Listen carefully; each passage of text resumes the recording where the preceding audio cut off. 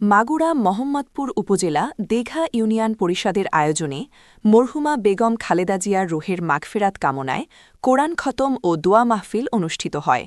বিস্তারিত মাগুরা জেলা প্রতিনিধি মোহাম্মদ আলামিন শেখের প্রতিবেদনে। নতুন বছরের শুরুতে ১ জানুয়ারি সকাল ১০টার সময় মাগুরা জেলা মোহাম্মদপুর উপজেলা ৩ নং দীঘা ইউনিয়ন পরিষদের আয়োজনে মরহুমা বেগম খালেদা জিয়ার রুহের মাগফিরাত কামনায় কোরআন খতম ও দোয়ার অনুষ্ঠান আয়োজিত হয়েছে। বেগম খালেদা জিয়ার মৃত্যু সংবাদে বেদনা ভারাক্রান্ত মনে মাগুরাবাসীর দিনের শুরু হয়।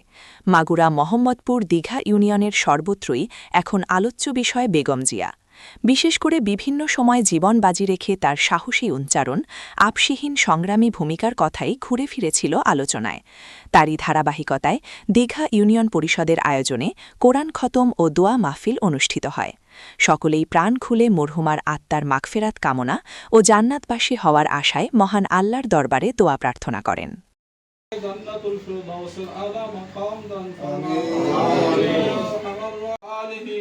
وأصحابه أجمعين آمين وارحمنا معهم برحمتك يا أرحم الراحمين.